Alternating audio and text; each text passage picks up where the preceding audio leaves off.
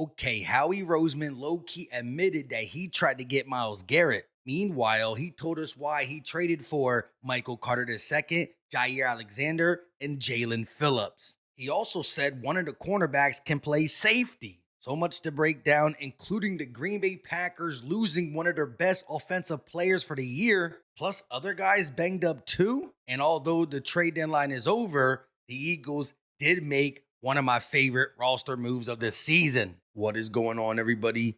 I go by Philly Mike, and it's the Philly Talk Podcast. If you rock with these 6-2 Eagles, hit that like, subscribe to the channel, and turn on that notification bell so you don't miss the videos. So the NFL trade deadline is officially over, and although the Eagles didn't make a last-second move, the three moves we made were impactful, and we got to hear from Howie Roseman on why these three moves made sense. But first, let's talk about the fact that Adam Schefter decided to tweet this right as the deadline was closing.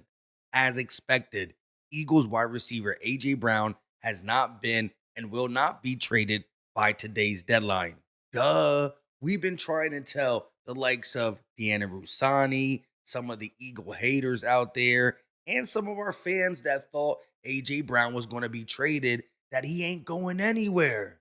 But of course, it only took a couple minutes after this Adam Schefter tweet for some of the talking heads to be like, well, maybe he's going to end up leaving this offseason, blah, blah, blah, blah, blah.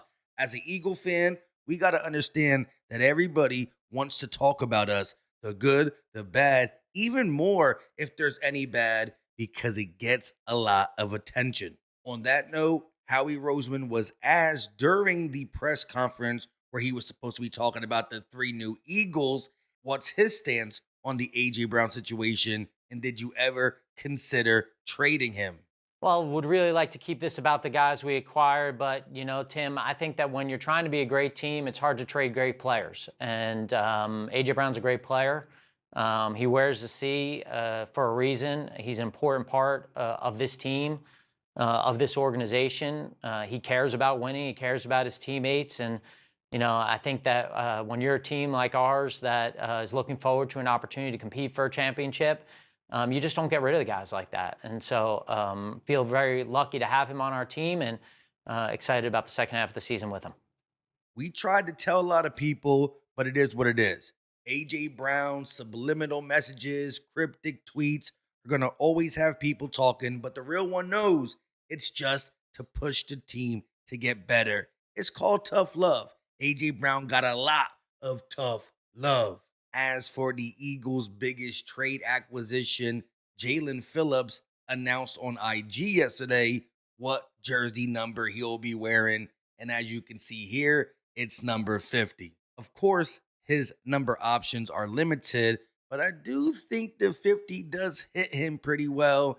And again, the way he was talking at the airport to John Clark, I think he's ready to come here and fly around. That nonchalant at the end, go birds, makes me feel like he was always supposed to be an Eagle. And he literally said out of his own mouth how much he likes Vic Fangio, and there's no place he'd rather be. Howie Roseman was asked about what he liked from Jaelan Phillips, and did the fact that Vic Fangio knows him play a part in you thinking he could be a plug and play guy?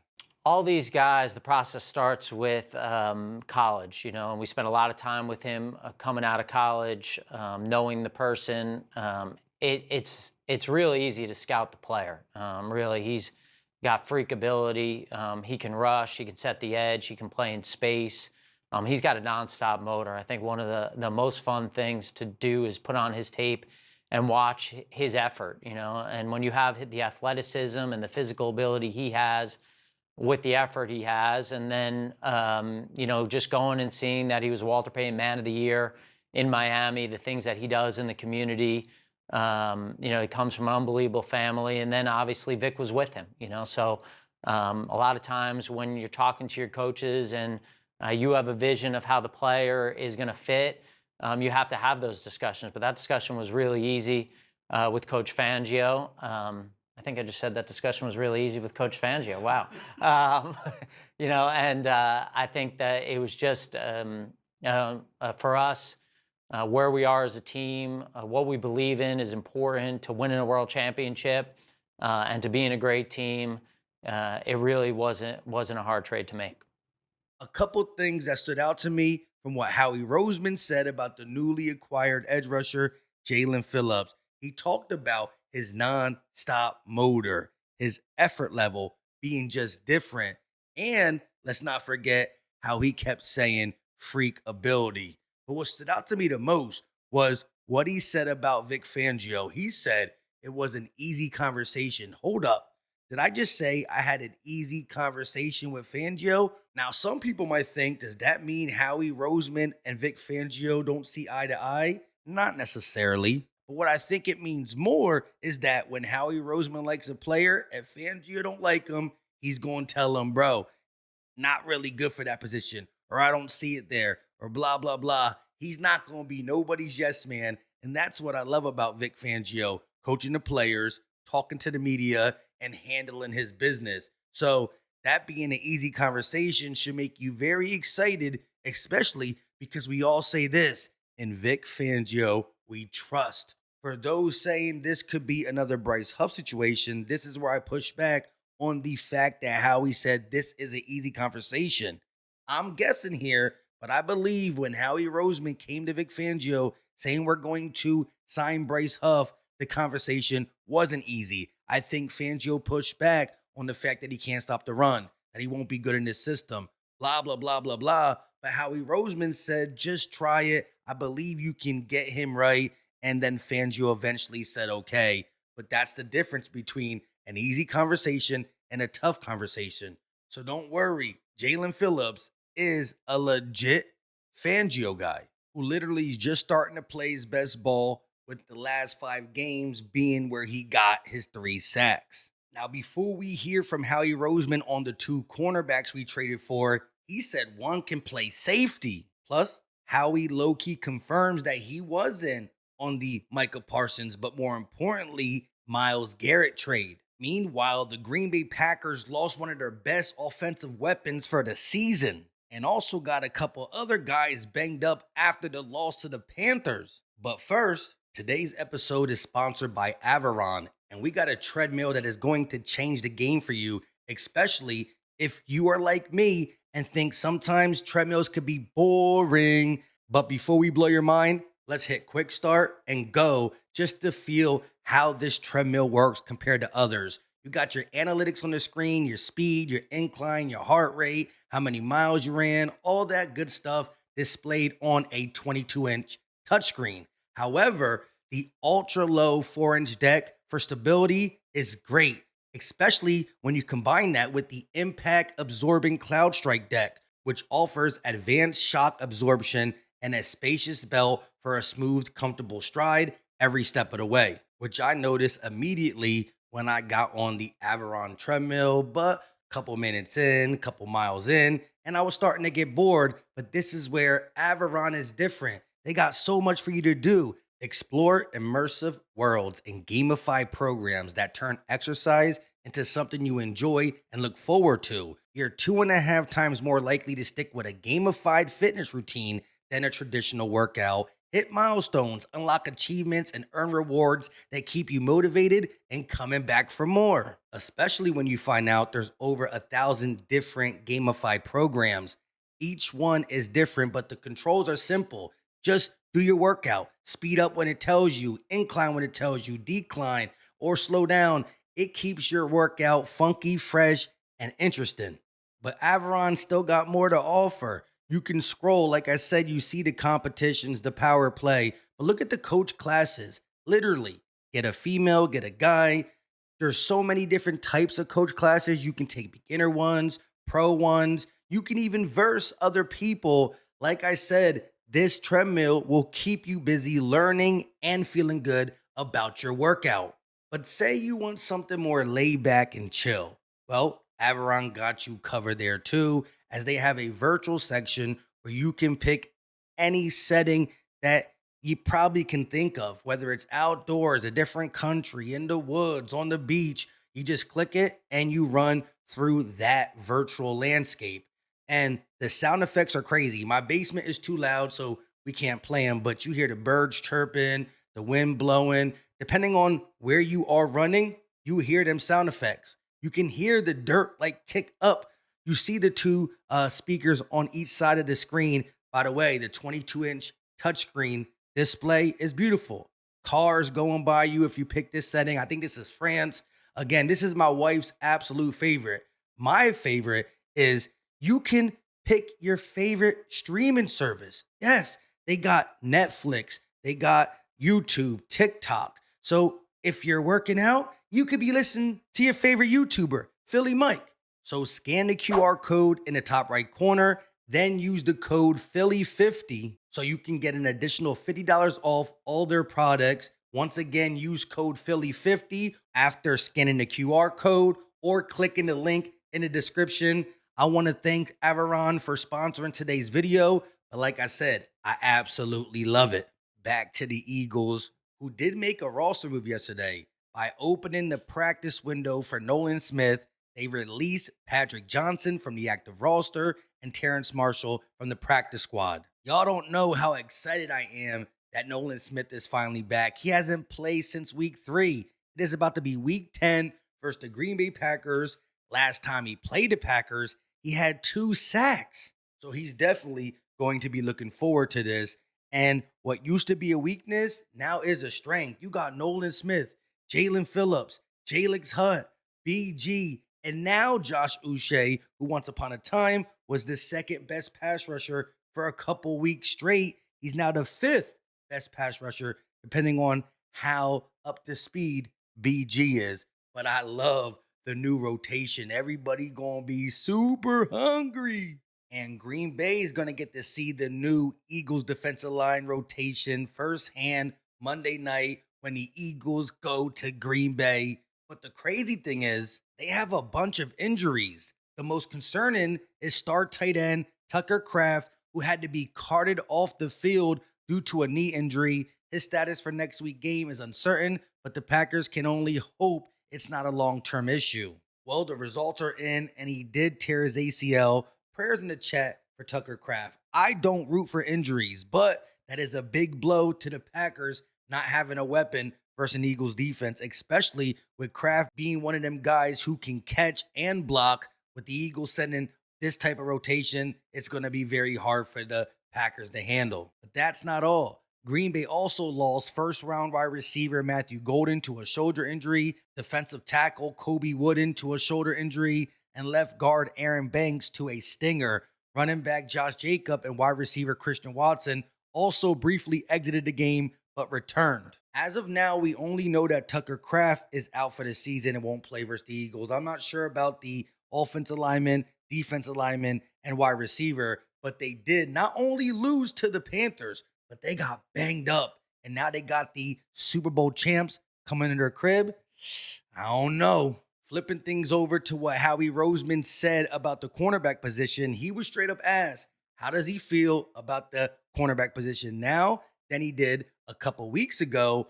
Plus, does the fact that Cooper DeJean can play outside factor into your decision to sign the 2 secondary pieces?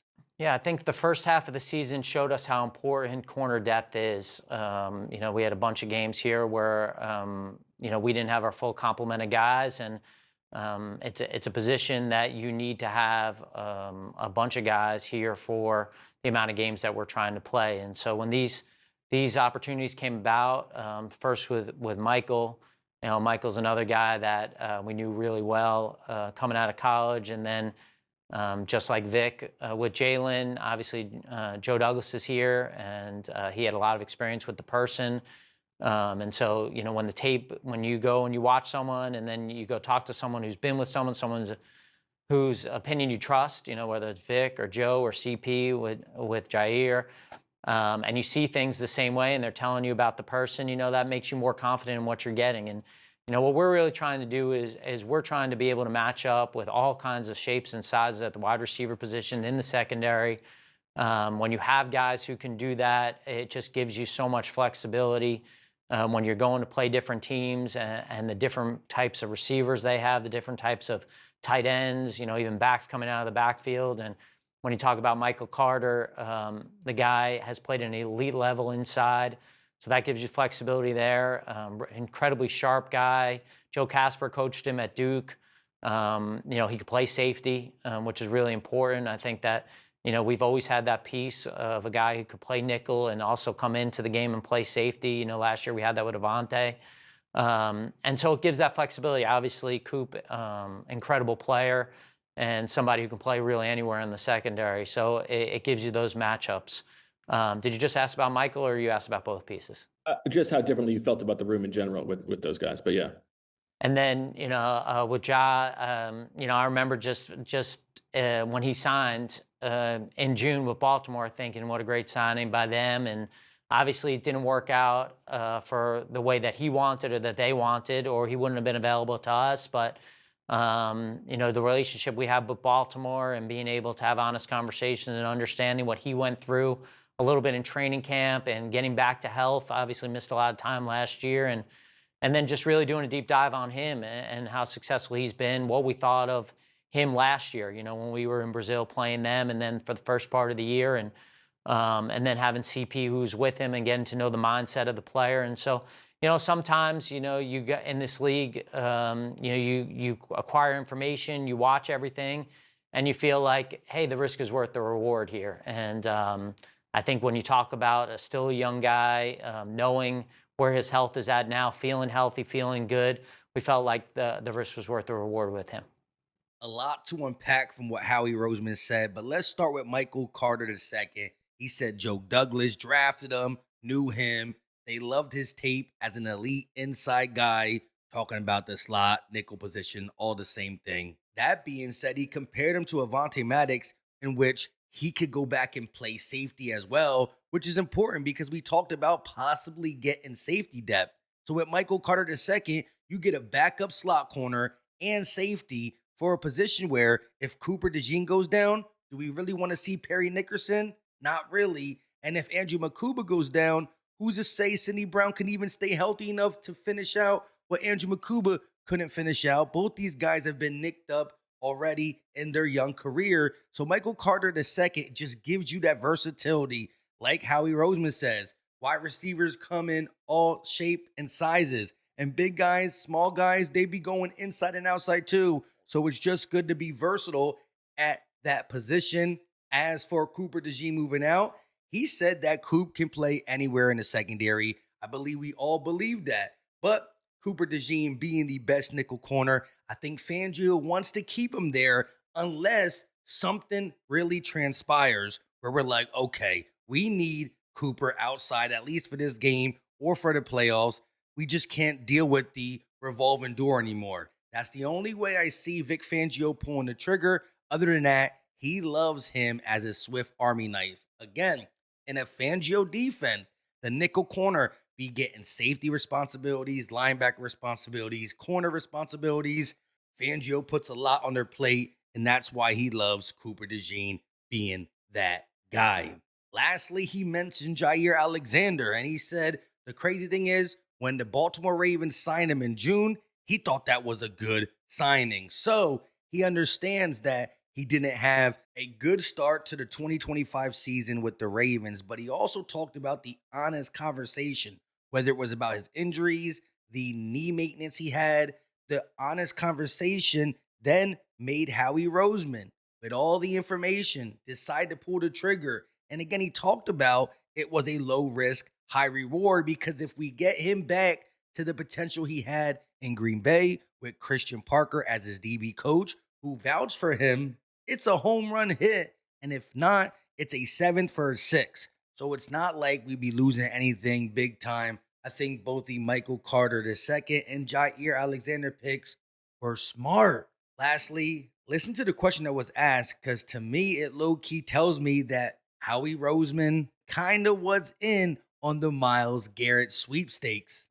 Yeah, Howie Martin stole my injury question, but I'd also like to ask just about Micah Parsons and Myles Garrett, who you both you were reportedly interested in trading for each of those guys. Michael Parsons, of course, before the season Are you began. trying to get me fined by speaking of players on other teams? Is that your goal here, Jimmy? I can Well, see that being your goal. I The can see players, that. the players aside, it does seem like you were willing to, make a big swing and trade multiple future first round picks. Whether it's for those players or anyone else. What makes you comfortable, trading away those kinds of draft assets? I feel like when there's opportunities to be aggressive for the right players, we're not going to sit on our hands. I don't think that you have great success without taking great risks at times. They got to make sense in terms of the risks that you're taking. And so, we can't be afraid to fail. I think for a lot of times, for you to get to the top, that you got to be willing to take chances that, may look controversial at times. And so, if there was an opportunity to do that, that we thought gave us also an opportunity to be the last team standing, put confetti on our head, we're going to go aggressive in that direction. I feel like that's the right way to operate our team. And that doesn't come without mistakes. I understand that. But, I won't live with regret. I won't live with regret in the way that we operate around here. And so if we feel passionate about something, if we think the value's right, we're not going to be afraid to pull the trigger. Again, Myles Garrett is a dog, but 3 first-round picks is crazy. So I like the route we went. Who knows, depending on what happens this year, if we don't get the results, which I ain't going to talk that way, but Myles Garrett could still be in the Eagles' off-season future, at least for the rumorville, because Eagles do crazy things, but for the right reasons. With that being said, click the link in the description or scan the QR code on the Aviron TreadMill. I promise the games, the virtual, the streaming, the coaching classes, everything about that TreadMill is great. Use Philly 50 to get $50 off. Don't forget to hit the like button, subscribe to the channel, turn on the notification bell so you don't miss the videos. Leave your thoughts in the comment section. I absolutely love hearing from you. And until next time, you know what time it is. We out.